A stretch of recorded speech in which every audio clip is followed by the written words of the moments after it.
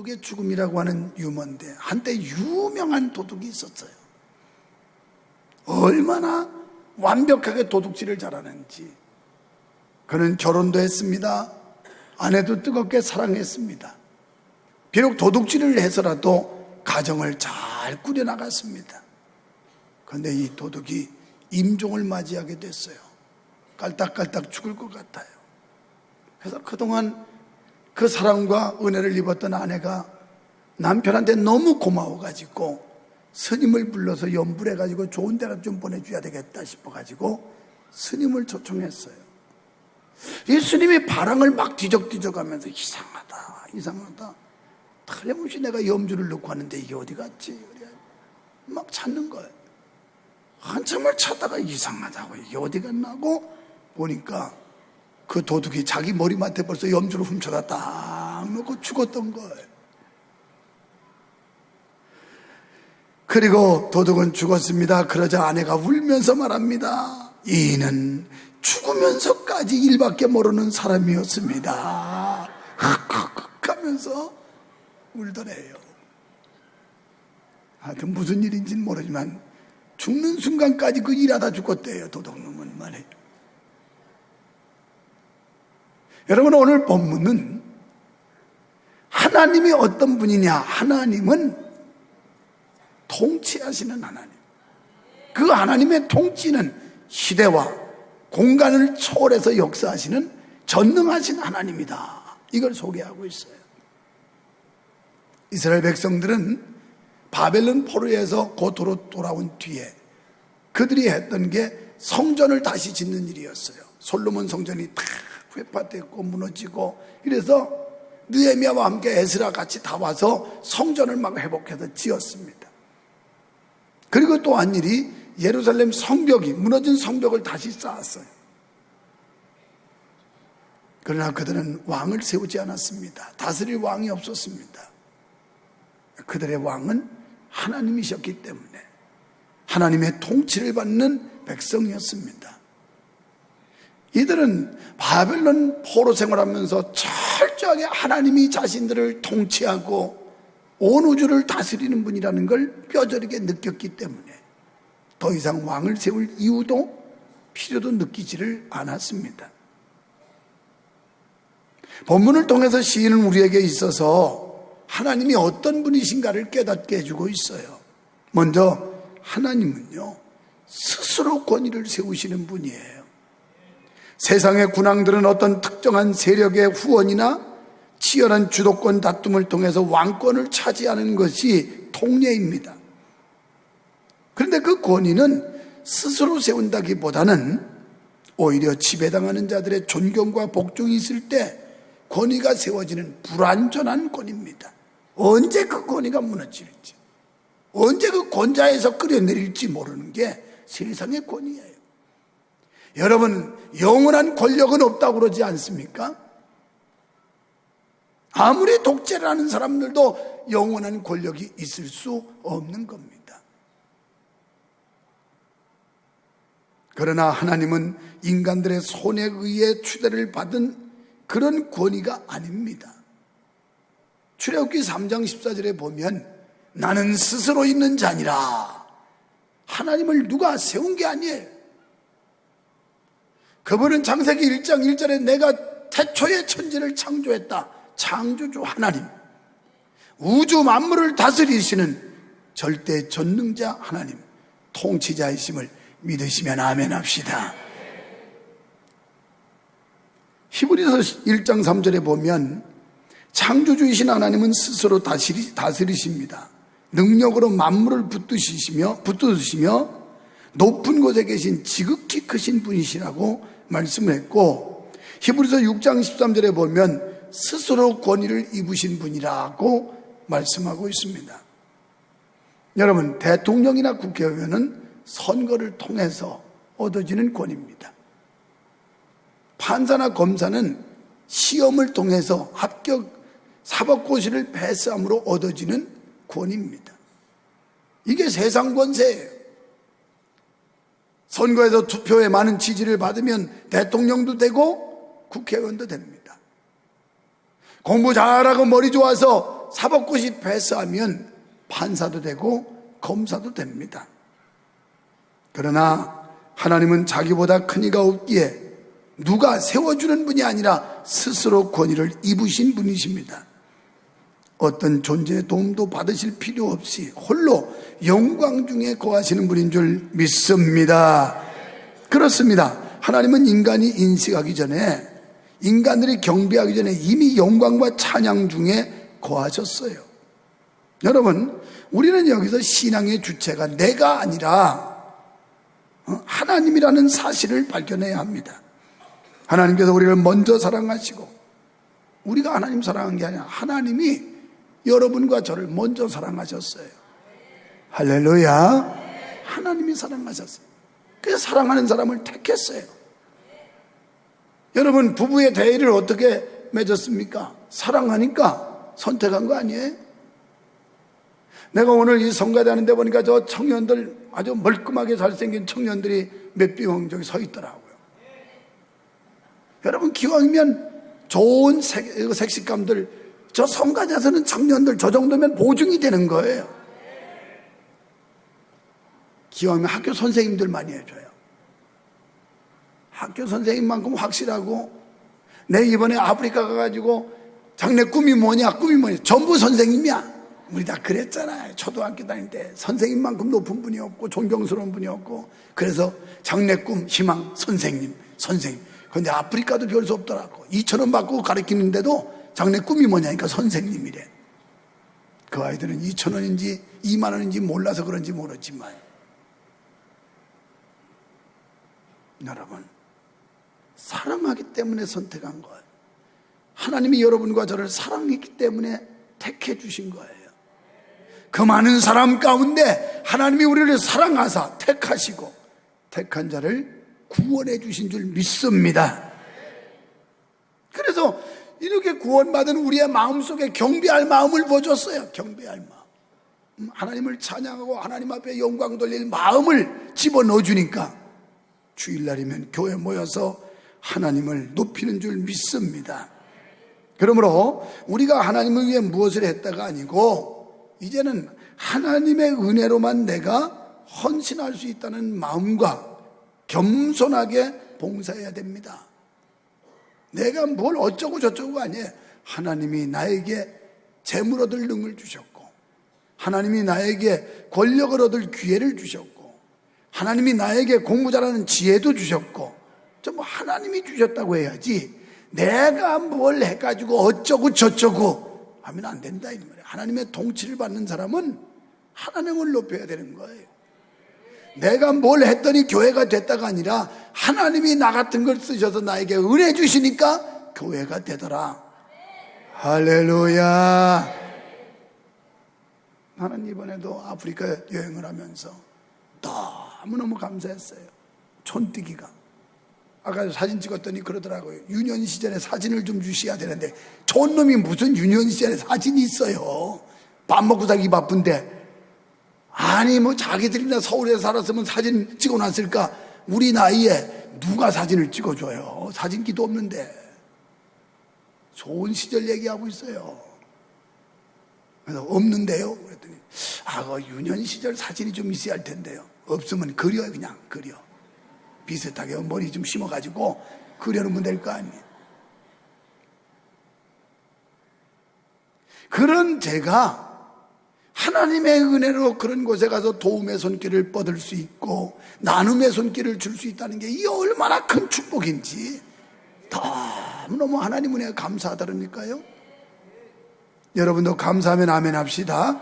하나님 은혜가 감사하는 마음이 생기면 아멘 합시다. 그래요. 여러분이 뭐 그렇게 똑똑해요? 여러분이 뭘 그렇게 잘났어요? 세상에는 우리보다 잘난 사람 많아요. 그런데 하나님이 우리를 사랑해 줬어요. 우리를 택해 주셨어요. 우리를 구원해 주셨어요. 그리고 하나님의 통치를 받게 하신 줄 믿습니다. 그래서 우리는 겸손하게 봉사해야 돼. 내가 뭘 했다, 내가 뭘 한다가 아니라 주님이 나에게 은혜 주셔서 합니다. 하나님의 은혜로 했습니다. 하나님이 힘 주셔서 했습니다.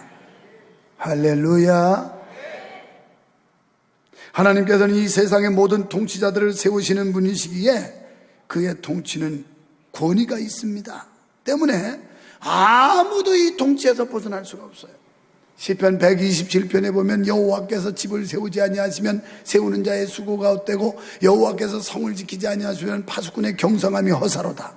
잠언 16장 1절에 보면 마음의 경영은 사람에게 있지만 그 말의 열매는 여호와께서 주시느니라. 잠언 16장 9절에 보면 사람이 마음으로 그 길을 계획할지라도 걸음을 인도하시는 분은 하나님이십니다. 우리 앞날을 인도하시는 분이 하나님이신 줄로 믿습니다. 여러분의 앞길을 인도하실 분이 하나님이신 줄 믿습니다. 그래서 욥은 나의 앞길을 인도하시는 하나님, 내 길을 아시는 하나님, 그런 하나님을 찬양하고 있어요.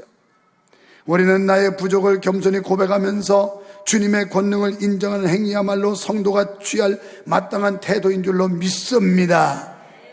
두 번째, 하나님은 세계를 통치하는 분이에요. 하나님은 스스로의 권위로 왕위에 오르실 뿐 아니라 이 세계를 통치하고 계십니다. 여기서 세계란 우주와 자연 만물을 가리키기도 하고요, 또 인간이 사는 세상을 의미하기도 합니다. 이 우주를 통치하시는 하나님이 물 내려주지 않으면 안 되는 거예요. 안 되는 거야. 과학으로 되겠어요? 무슨 방법으로 되겠어요? 하나님이 비를 내려주지 않으면 안 되게끔 돼 있어요. 그래서 이 모든 게 하나님의 은혜예요. 하나님의 은혜. 할렐루야. 하나님의 은혜. 하나님께 감사해야 되는데 예수 믿는 사람부터 시작해서 감사가 없어요. 고마운 줄을 모르고 하나님의 은혜에 감사할 줄을 몰라요. 이게 큰 배달입니다. 하나님은 당신이 창조하신 모든 피조물을 다스리고 계십니다. 그렇습니다. 수많은 별들로 구성되어 있는 우주 공간은 보이지 않는 힘에 의해 조용히 질서정연한 게 움직이고 있어요. 과학으로 이건 증명만 한 거지 어떤 힘에 의하여 누군가가, 누군지는 모르지만, 그 불신자들이기 때문에 누군지는 모르지만 어떤 힘에 의해서 자전과 공전을 하면서 우주 전체가 질서정연하게 지금 돌고 있다는 거예요. 그분이 누구겠어요? 하나님이지. 천지를 지으신 만군의 주 여호와, 그분께서 통치하시는 줄 믿어지시기를 축원합니다. 이렇다는 과학적 증명을 과학자들이 한 것뿐이지 과학으로 지구와 태양을 적당한 거리를, 안전거리 유지해서 지킬 수 있습니까? 얼마나 신묘망측 오묘한지 몰라요. 하나님이 다스리고 있어요. 그런데 이제 이게 막 충돌하고 깨지는 날 이 지구는 종말이 오는 겁니다. 불로 심판이 오는 겁니다. 여러분, 이러한 질서와 조화를 우연으로 돌리기에는 너무도 오묘하고 신비스럽지 않습니까? 세계에서 일어나는 모든 일들은 저절로 일어나는 것이 아니라 하나님의 개입이 있다는 사실을 믿습니다. 세계와 만물이 유지되는 것은 하나님의 능력에 의함인 줄 믿으시기를 축원합니다. 사람은 유한한 존재지만 하나님은 무한한 능력자입니다. 만일에 세상에 하나님의 개입이 없으셨다면 벌써 이 땅에는 파멸이 왔을 것입니다. 그러나 하나님의 사랑과 공의의 두 날개로 통치하시고 역사를 지배하시는 거로 세상은 하나님의 예정날까지 유지되고 있는 것입니다. 사도행전 17장 24절로 26절에 보면 하나님께서는 모든 인격을 지배하고 계시며 사람의 인격까지 하나님이 지배하고 계시다는 거예요. 모든 시간을 주장하고 계시는 하나님께서 친히 붙들고 계시다. 하나님이 붙들고 있는 거예요. 사람의 인격까지 지배하고 하나님 붙들고 있는 거예요. 붙들고. 하나님 여러분들 다 붙들려서 온 거예요. 붙들려서. 안 붙들린 사람은 단풍놀이 가세요. 단풍놀이. 야, 이번 주가 절정일 텐데 단풍놀이 가자. 교회는 다음 주에 가면 되지 꼭 오늘 가야 되냐? 붙들리지 않아서. 그런데 붙들린 사람들은 여기 온 거예요. 붙들린 사람들. 그런데 하나님의 통치권에 있는 사람, 하나님께 붙잡힌 받은 자가 복 있는 자인 줄 믿습니다. 믿습니다. 옆 사람 보고 성도님은 복 받았습니다. 성도님은 복 받았습니다. 우리 복 받은 사람이 복 받는. 할렐루야. 이런 하나님의 절대 통치를 믿는 자는 결코 자행자지하거나 교만해서는 안 됩니다. 우리는 매사에 그분의 주권을 인정해 드려야 하고 그분이 원하시고 뜻하시는 바가 무엇인지를 깨달아 알아야 합니다. 오늘 우리가 이 땅에 존재하는 이유는 그분을 찬양하는 거예요. 그분을 찬양하는 거예요. 그래서 고린도전서 10장 31절에 보면 다 같이 시작. 그런즉 너희가 먹든지 마시든지 무엇을 하든지 다 하나님의 영광을 위하여 하라. 술을 먹든지 담배를 먹든지 그게 하나님께 영광이 되거든 하라 이 말이에요. 영광 됩니까? 무엇을 하든지 사업을 하든지 직장을 다니든지 공부를 하든지 이 모든 것이 하나님께 영광이 되게 하라는 거예요. 영광이 되게. 그래서 금주금연하는 거예요. 우리는 하나님께 영광도 안 되고 하나님이 계신 이 마음의 성전을 파괴하는 거기 때문에. 그래서 막는 거예요. 먹고 싶으면 실컷 먹어요. 내가 어제 홍콩공항에 트랜스파를 봤더니 그 흡연실에 그 기어 들어가려고 줄을 서 있더라고. 줄을 서 있어. 그래서 이렇게 들여다보니까 빠글빠글빠글 코고 이러고 있어. 아이고 불쌍한 인생들 참. 저게 뭐라고 저렇게 그걸 못 피워가지고 그냥 그 좁은 공간에서 들어간 사람이 빨리 들어갈 때가 더 이상 없어. 바깥에가 한 10명 서 있어. 그리고 이제 하나 나오면 또 들어가서 아이고 나도 초등학교 6살 때 담배 먹어봤는데 맛이 없더라고. 그래서 끊었어. 그때는 맛도 모르고 철도 모르고 먹은 거야. 우리 어머니가 글방에 보내서 그냥 천자문 띠라고 그래가지고 하늘천 따지 그거 부르러 갔다가 거기는 다 20살 넘은 형들만 있어가지고 그냥 하늘천 따지 가무련 누르왕 뭐 이거 부르다가 그냥 가서 그냥 뒷방에 가면 한 대씩 다 피우는데 그래가지고 내가 세상에 초등학교 6학년짜리를 담배를 가르치는 못된 놈들이 어디 있어 세상에. 하여튼 그게 충청도 공주에 있는 놈들이야. 그거 아주 그냥 해도 못하게 막아야지. 그래서 글방 가도 한 달 동안 하고 집에 와서는 이제 저 바깥에 일꾼들 쓰는 그 화장실 거기다 감춰놓고 담배꽁초 주워가지고 해봤는데 별거 아니야. 그거 좋을 거 하나도 없어. 돈 들어가고 몸 상하고 폐암 걸려 죽고 그걸 뭘 못해서 아이고 내가 교회 다녀야 되는데 교회 가면 그런 거 하지 말라서 그래서 그럼 실컷 잡수고 와줘. 그것 때문에 예수 못 믿거든. 아주 그냥 이만큼씩 아궁이다 집어넣어가지고 쑤셔 넣으면서 와. 봐줄 테니까. 그래도 어떤 교회는 또 뭐 흡연실도 만들어 놨다나? 아이고 참 별짓 다 하고 있어요. 그럼 주막도 하나 만들지 뭐. 저 카페 옆에다 조그맣게 막아서 주막도 하나 해서 우리 한 잔씩 마시면서 성도의 교제를 이루면 될 거 아니겠어 또? 그러면 다음 교제가 잘 될걸. 건하게 채워가지고 취해서 이장로 잘 지냈어? 김장로 너 이 새끼야 그래도 돼갔어? 뭐 이러면 지들끼리 술 먹고 막 이 새끼 저 새끼 하면서 참 과간일 것 같아. 과간일 것 같아. 여러분 우리의 생존하는 존재 이유가 뭡니까? 하나님께 영광을 돌리는 거예요. 하나님이 기뻐하시는 일을 골라 하시기를 축원합니다. 마태복음 6장 33절에 그런즉 먼저 그의 나라와 그 일을 구하라. 그리하면 이 모든 거 먹는 거 입는 거 쓰는 거 다 주신다는 거예요. 3절에 큰 물이라고 그랬는데 요동하는 바다를 의미하죠. 선민에게 침략해오는 적들로 표현했습니다. 그렇습니다. 언제나 이방 나라들은 막 분노를 하고 민족들은 헛된 일을 꾸미고 있어요. 인간은요 조금만 힘이 있고 글줄이나 읽고 말을 조금만 하게 되면 하나님의 보좌에 막 도전해서 하나님처럼 되겠다고 난리예요. 이게 창세기에 나오는 바벨탑의 교훈입니다. 경제가 부유해지고 먹고 사는 게 안정되고 이러니까 교만이 막 하늘로 올라가기 시작해요. 나 무인이에요. 하나님 없이도 제자주로 다 될 것 같은 거예요. 그래서 그냥 내 힘으로 내 재주 내 경험 내 상식으로 된다 해가지고 저 하늘 곳까지 바벨탑 쌓아서 하나님처럼 돼보자. 그러다가 쫄딱 망한 게 인류의 조상들이었어요. 까불지 마세요. 돈 좀 몇 푼 쥐었다고 그거 뭐 굉장한 부자도 못 되면서 그거 가지고 우쭐거리고 자고하고 기고만장하고 어느 날 칠지 몰라. 주님 앞에는 그저 낮아지는 거야. 목사도 교만하면 어느 날 날아갈지 몰라. 장로, 권사, 집사 상관없어. 정신 못 차리면 그냥 어느 날 하나님이 한번 우리를 징계, 심판이 아니고 징계하는 거예요. 징계. 바로 살으라고.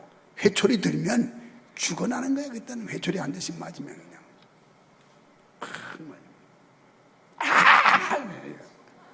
아이고 안 할게요. 그러니 미리 정신 차리고 잘해. 어디다 터지고 하지 말고. 4절에서 높이 계신 여호와의 능력이 그 어떤 것보다 크시다고 그랬어요. 하나님은 크신 하나님이에요. 우리 집이 우상숭배했었지만 귀신들도 쪽을 못 쓰더라고. 예수 믿으니까 귀신 쪽을 못 쓰는 거예요. 우리가 그렇게 미신하고 절에 다니고 그냥 동서남북 귀신한테 다 피나요.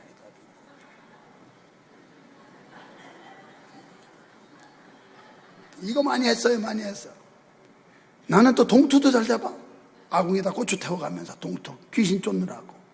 그런데 예수 믿으니까 다 도망가더라고. 다 도망가. 우리가 믿는 하나님이 위대한 하나님인 줄 믿으시면 아멘 합시다. 여러분과 내가 믿는 하나님이 살아계신 하나님을 믿으시면 아멘 합시다. 그래서 우리 집이 개종한 거예요. 그래. 우리 어머니 불치병에서 고침받고, 그래서 예수 믿고 저렇게 92살 잡순 어머니가 저렇게 귀가 잘 듣기 싫은지 모르겠어요. 그냥 하여튼 우리 아들 목사 잘한다. 이래. 여러분, 끝으로 세 번째 5절에 보니까 주의 집에 거하는 자가 복이 있는데요. 여기서 주의 집은 구약에서 성전을 가르쳐요. 하박국 2장 20절에 보면 여호와께는 성전에 계시다 그랬어요.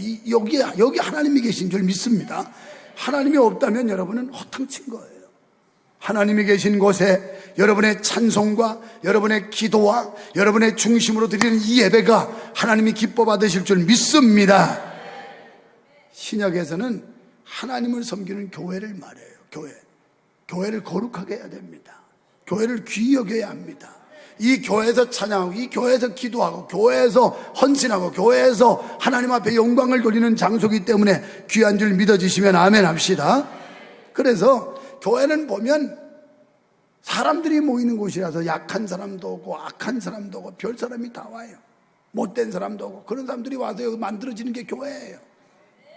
근데 교회는 자정 능력이 있어요. 하나님의 말씀과 성령의 능력으로 교회가 거룩해지게 되는 줄 믿습니다. 그래서 하나님은요, 교회를 중심으로 이 땅을 통치하세요. 그래서 교회가 잘해야 돼요. 믿는 자가 잘해야 돼요. 뭐 안 믿는 분이 어떻게 하든 그게 중요한 게 아니라 예수 믿는 여러분과 제가 하나님 앞에 바로만 하면 여러분 우리들 때문에 의인 10명 때문에라도 소돔 고모라를 구원하듯이 이 나라 이 백성 축복할 줄로 믿습니다. 하나님은 알파와 오메가가 되셔서 처음과 나중이 되시는 영원한 통치자이심을 믿으시기를 축원합니다. 세상의 종말은 틀림없이 올 겁니다. 그 외에는 영원한 하나님의 통치가 있어요. 그 나라는 믿는 사람만 가는 겁니다. 믿지 않는 자는 영원한 불심판, 지옥불에 들어가고 말 것입니다. 평강의 하나님의 통치가 있는 곳이 천국인 줄 믿습니다. 누구든지 그의 통치를 받는 자는 복이 있는 자입니다. 이제 우리 모두 하나님의 주권적 통치 안에 순종하며 그 은혜를 찬양하며 살게 하신 하나님께 감사합시다.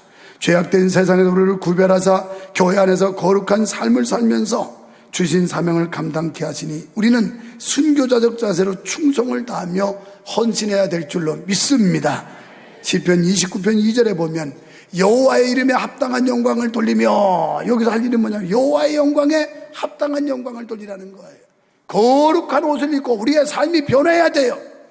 교회 와서 이전에 믿기 전, 주님을 만나기 전에 삶이 바꿔져야 돼요. 거룩한 옷을 입고 누구에게? 여호와께 경배할지어다. 거룩한 하나님의 백성 되셔서 하나님께 찬양과 영광 돌리는 삶이 되시기를 주님의 이름으로 축원합니다. 축원합니다.